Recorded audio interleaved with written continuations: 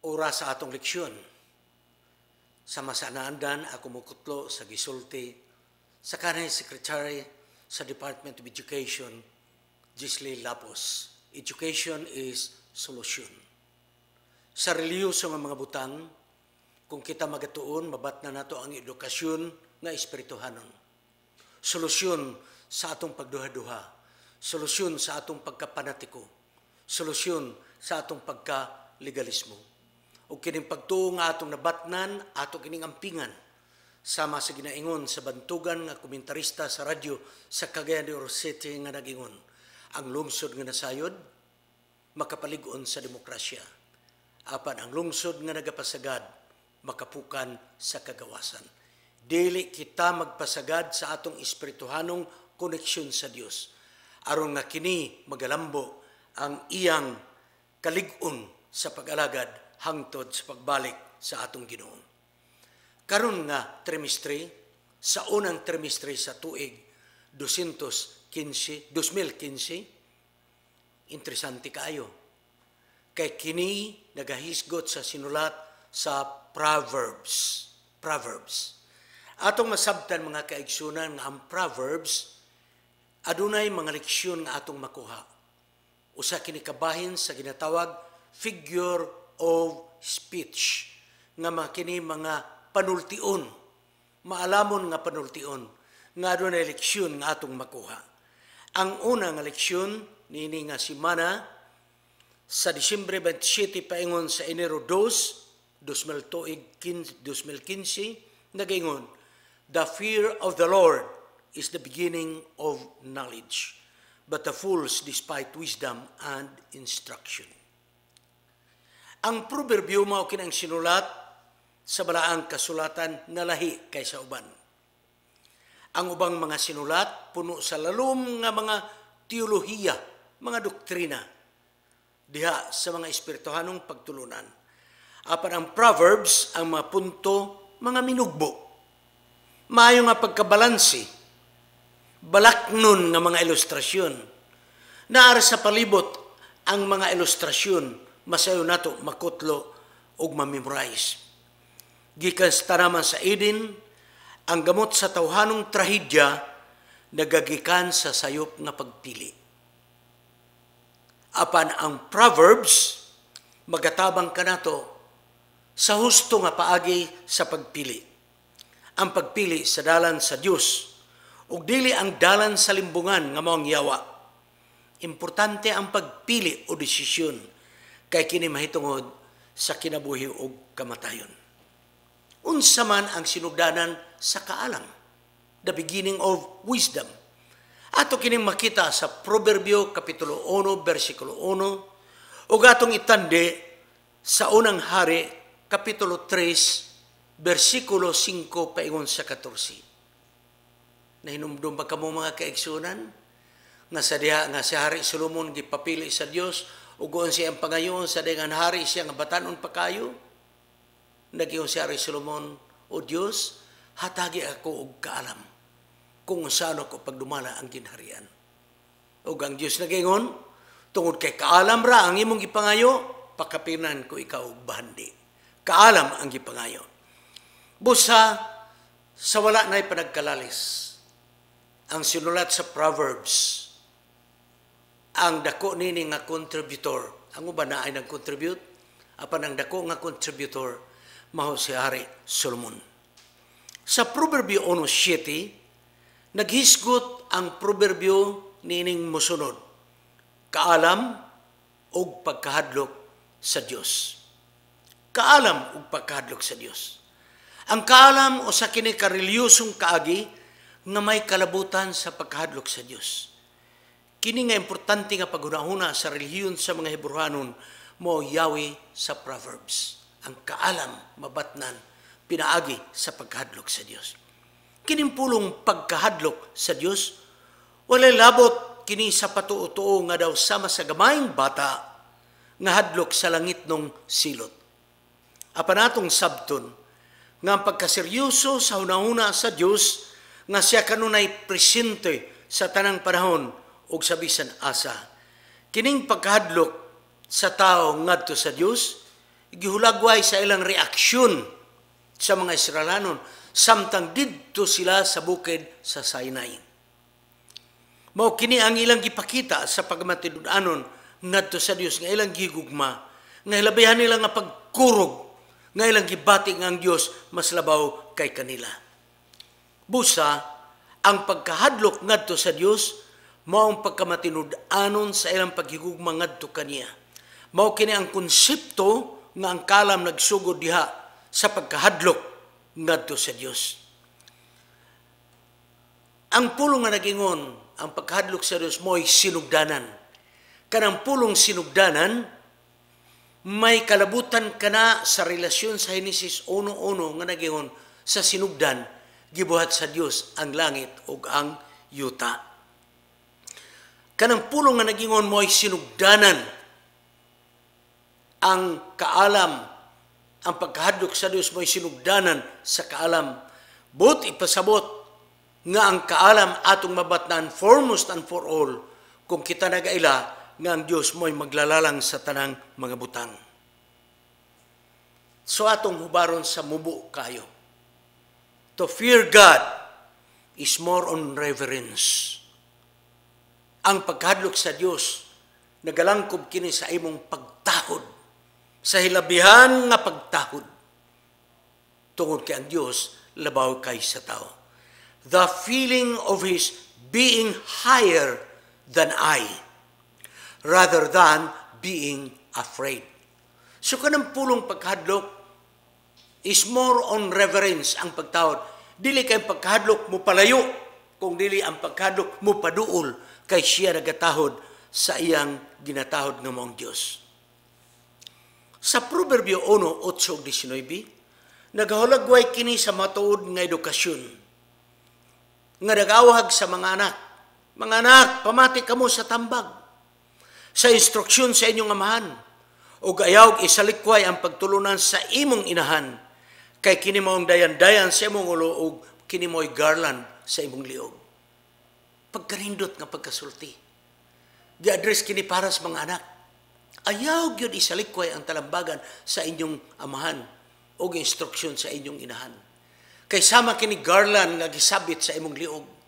Sama kini sa dayan-dayan sa mga bulak nga gibutang sa imong ulo. Ang edukasyon para sa tanan.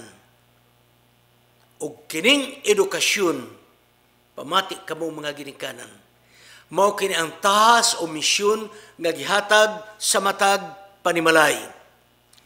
O ang tinod nga edukasyon, kini nagauna gikan sa ginikanan. Akong balikon, ang tinuod nga edukasyon nagagikan sa ginikanan. Kanang sa eskwelahan, academics kana. Apan ang matod nga edukasyon, gikan kini sa panimalay.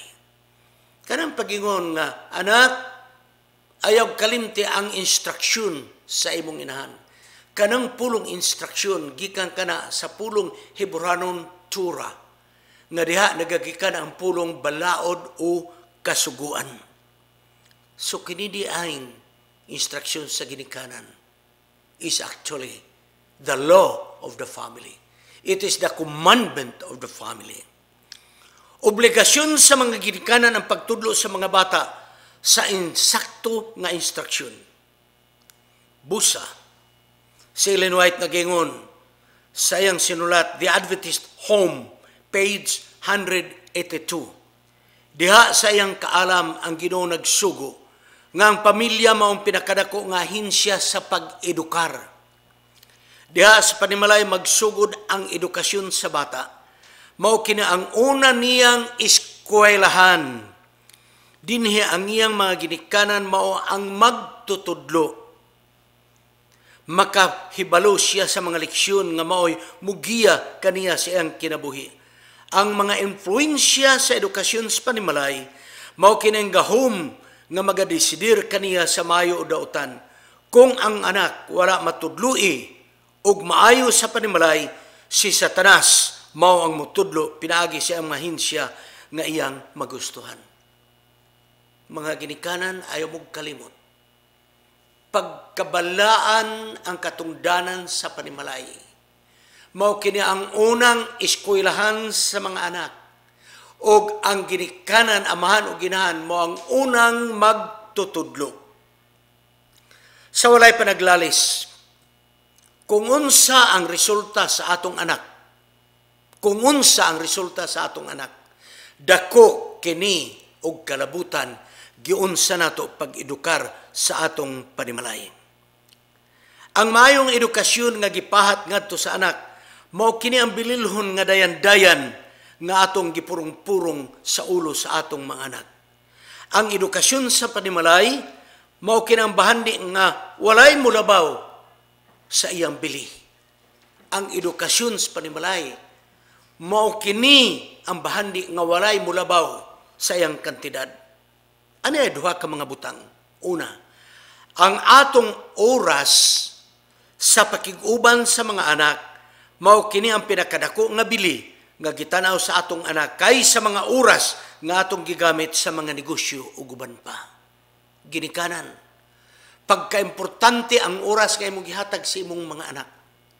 Dili kay saka kana og rata. Kung unsa ang oras nga imong gihatag sa imong trabaho, bililhon kaayo ang oras alang sa imong mga anak. Ikaduha, ang atong oras nga gihatag sa atong mga anak, sa atong pakiguban, mao kini ang muumol sa ilang personalidad. Oras nga imong gigasto ngadto sa imong mga anak, muumol sa ilang personalidad. Mga ginikanan, pamalandungan kining akong personal nga tambag kaninyo.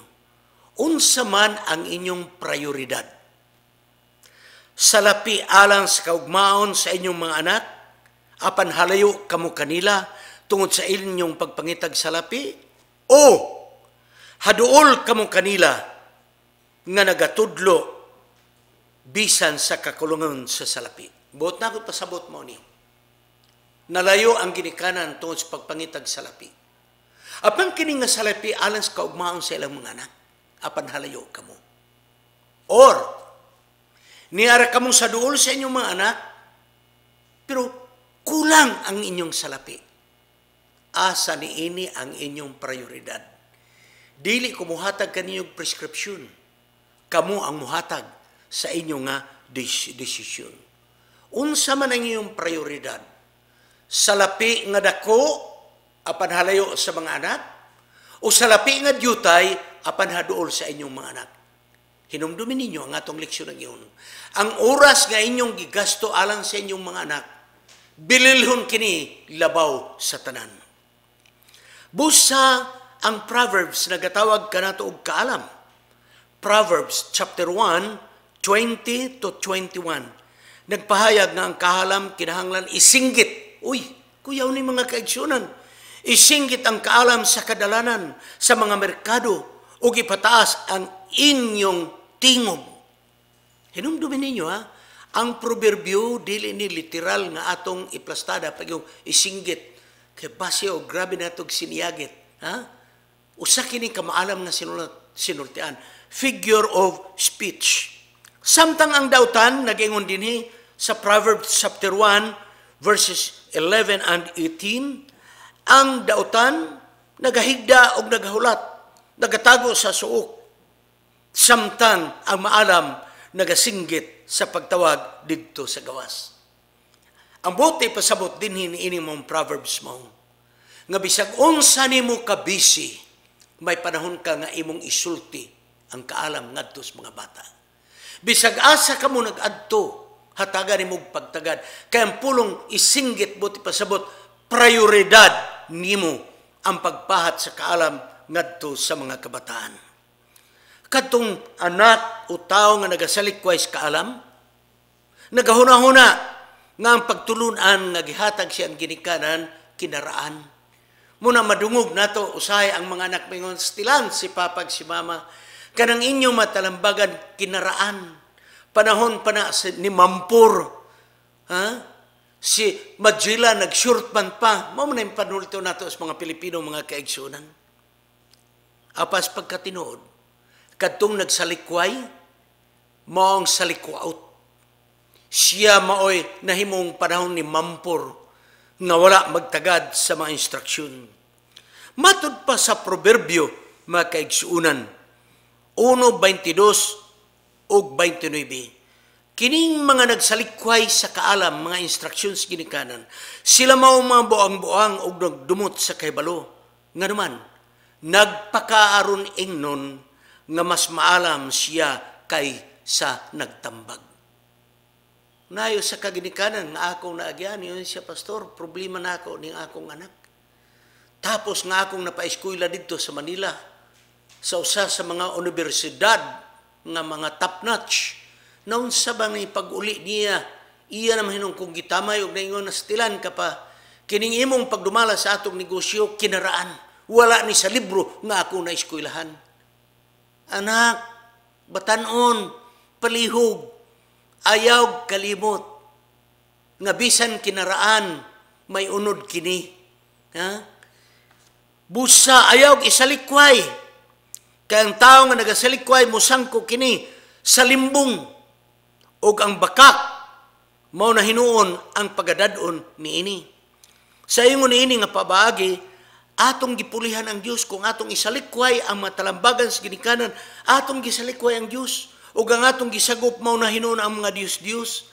Sa kasagaran ang nagsalikway sa relihiyon, nagbiay ni ini nga ilang gi-underestimate ang wisdom nga kuno binukid baryohanon ragyod kayo. Ha? Mga anak, nagatambag ako kaninyo. Kung magataas ang inyong kaalam, siyempre, anak naman yun. Ang among gieskuylahan ka na ito lahiman, ni atong panahon na kami mo yung mga edukado, ni atong panahon na, karon ka muna ang mga edukado. Panayog kalimot, ha? Walay makalabaw sa gitawag, eksperyensya. Ha? So, bisagun sa inyong grado, timbang-timbangan niyo maayo. Ayog tamayan ning amo nga kinaraan, binaryuhanon, binukid, mga kaigsuunan.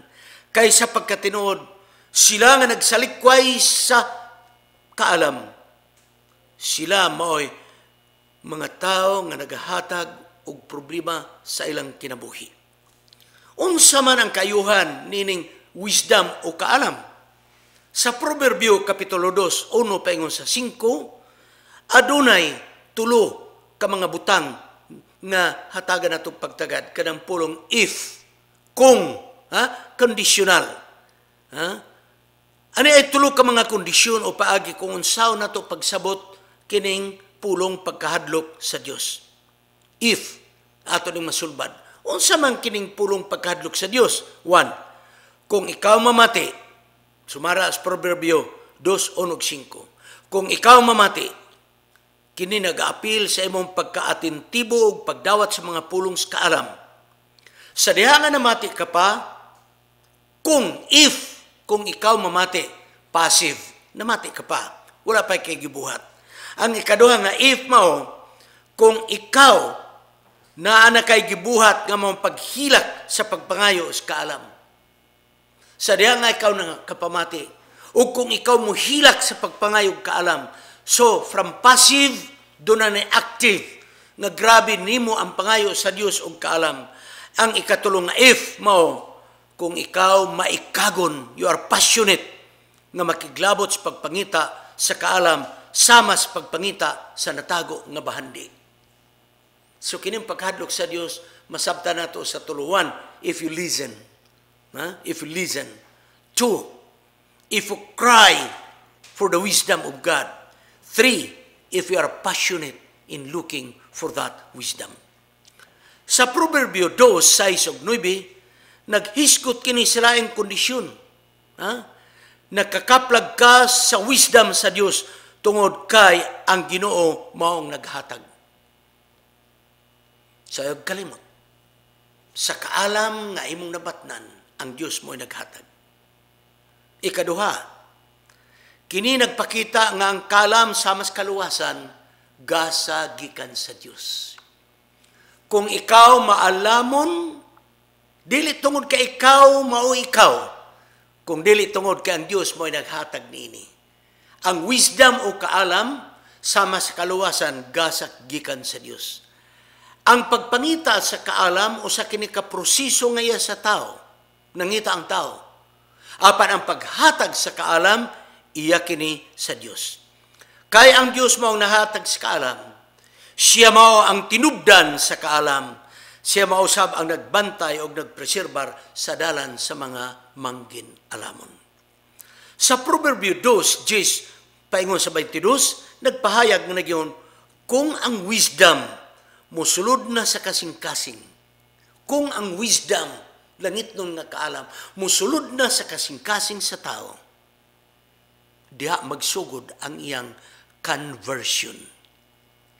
Kita mo na mga kaigsunan, ang conversion sa tao na kinahanglan og kaalam gikan sa Dios. Mao na kini ang ang sa tao nga iya nang matagamtaman ang kahibalo gikan sa Dios, nga mao ang malipayong eksperyensya sa kalag sa tao. Ang unang lakang sa pagkadautan ug ang iyang pagpadulngan kontras na punis taong dautan. 1. Bisan pa man kita makasasala, dili kinahanglan nga mahulog kita ngadto sa pagkadautan. Natao kita sa kaliwatan nga makasasala. Dili na nato pasinuntan nga may mauning dautan ko kay natao man ko sa kaliwatan sa makasasala. No! Natao pa ikaw sa nature sa pagkamasalaypon nga tao. Wa pa ka makasala sa diha ang nahimugso ka. Ang ginagaway niini nga sayop nga dalan, sa wala pa sa musugod og lakaw, naana siya nga tubangan. Ang tao pagkahimugso og nagadako, wala siya dayong mahimong dautan. Niya pa ang duha ka dalan siya nga tubangan. Ang dalan nga maayo ug ang dalan nga dautan. Wala pa kay nabuhat. Apan ang tao sa diha nga dunay kapasidad sa pagpili, siya ang nagpili. Kung ang iyang dalan nga iyang pilion, paingon ba sa wala o paingon ba sa tuo? So ang duha ka dalan, ang mayong dautan, naa sa atong atubangan. Ang pagpili, ato. Ug ang maayo nga pagpili, magiyahan kini pinaagi sa kaalam. Busa atong masabtan. Nga ang Diyos ug ang yawa, wala magaguyod ka na to sa pag-adto sa wala ug pag-adto sa tuo. Kung tuwa ta sa wala, tungod kay wa ta sa tuo. Kung tuwa ta sa tuo, tungod kay wa ta sa wala. And the choice is ours. And the power of choice is guided by the wisdom of God. Mga kaigsunan. Ang sala manggod hilom ni, nga moadto sa tao, hilom. Daw inosente lang, nga gibuhat sa tao. Apan wala madugay, nagmalipayon na siya sa pagbuhat. O giganahan na siya sa pagbuhat. Ug di na siya makahibalo siya, ug di na makaila nga ang iyang gibuhat sala na di ay. Nga naman, tungod kay nag-enjoy na ang tao sa pagbuhat sa maong pagkadautan, dili na siya makaila kung sala ba ug dili ang iyang gibuhat. Ang sala, mura nagsili nga halang. Sa wala pag yung ka makatila og sili nga halang, gamay lang, hilabayang halanga. Musulay na kag usa ka buksili, halang. Sa sige nakagamit og usa ka buksili, dawa nay halang, mudugang nakagduha. Sa diha nga duha na, nag-enjoy na ka sa kahalang. Sa sige nakagamit og duha ka sili, daw niya na pud halang, mudugang na pud ka, hangtod tag napulo na ka sili ang imong gamiton. Ang sala ingon ini. Ayaw kalimot, nagpasidaan ang Proverbio 3:7. Kaya ang kaaway sa Dios adunay lingla, adunay lipat-lipat. Mao nga nagpahayag ang Dios nga ang tao malimbungan kung nagaisip siya nga siya ang kaugalingon, wise kayo. Wise ko kayo eh. Human ako eskwela. Taas na ko grado. Siya rog malimbungan pa ko. Nag-isip siya nga wise siya ang kaugalingon.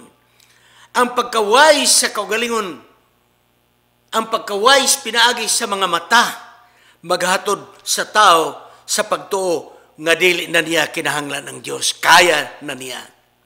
Makuyaw kining nga kahimtang nga magaisip kita nga wise kita sa atong kaugalingon, kay kini maghatod sa tao nga walay paglaom.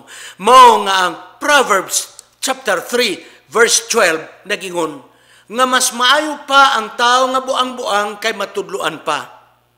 Kay sa tao nga nagaisip nga wise, di na nimo matudluan. Ha? Mas mayo pa ning tao nga buang-buang. But pasibot, mas mayo pa ang tao nga kulang og kahibalo. Nganuman, matudloan nimo. Pero kanang tao nga nag-isip na siya maalam, delikado. Sama na yan ang atong mga pagya, atong sinultian nga kung musugyot ka, mo ingon dahil, ayaw na lang, niya na sa akong utok. Ha? Sa mga Surigao nun pa, jari na sa ako uyo. Muna ang mga wise sa ilang kaugalingon. Di nato kalimtan nga ang kaalam nga iya sa Dios, wisdom, usa kini karelyosong pagtugyan sa atong kaugalingon. Kaya ang pagka-wise mauman ang pagbantay sa kasuguan sa Dios. Akong balikon. Ang pagka-wise na sa pagbantay sa kasuguan sa Dios, mga kaigsunan. Ang Dios nung pagka-wise nagapakita sa kaluoy o kamatuoran, ang pagsalig sa Dios. Ang wisdom nagpasabot kini nga ang tao adunay suod nga relasyon ngadto sa Dios. Unsa may ganti? Unsay ganti kung kita nakagunit sa kaalam gikan sa Dios? Proverbs 3:13-18. Labi na nga kini mga kaigsunan may kalabutan kini sa atong panglawas. Kay naghisgot mangkud kini nga mga teksto mahitungod sa kahoy sa kinabuhi. Nga kini nagasaad ug nagatudlo kanato balik sa tanaman sa Eden. So ang tao nga nakabaton og wisdom o kaalam, makabaton siya sa kahoy sa kinabuhi nga nagsimbolo nga di ay kining kaalam sa Dios magahatod kanato sa kinabuhi nga walay katapusan. Magkinabuhi kita nga Dios nun sama ni Adan ug ni Eva sa didto pa sa tanaman sa Eden, sawa pa siya makasala. Ug sa diha nga kita nakabaton sa langit nun nga kaalam, igahatod kita ni anang ginharian sa eternidad nga gisaad sa Daniel 7:18. Unsa man gyud pagkakinahanglanon kining kaalam sa atong kinabuhi? Mahinungdanon gyud ni kayo. Siya nga nakaangkon sa kaalam gipakasama nga nakabaton sa kahoy sa kinabuhi. Wow, pagkanindot.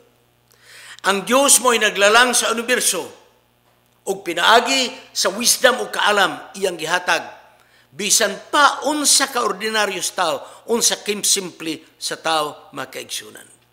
Karon atong i-differentiate. Unsa man ang kalahian sa kaalam ug kahibalo. Ang kaalam ato kining dala gikan sa atong pagkatao. From our birth, the wisdom, mga kaigsunan. In other words, kini gitawag wisdom built in ni sa tao. Inherent ni sa tao. Nga na-develop kini pinaagi siyang koneksyon ngadto sa Dios. Mao ni ang kaalam.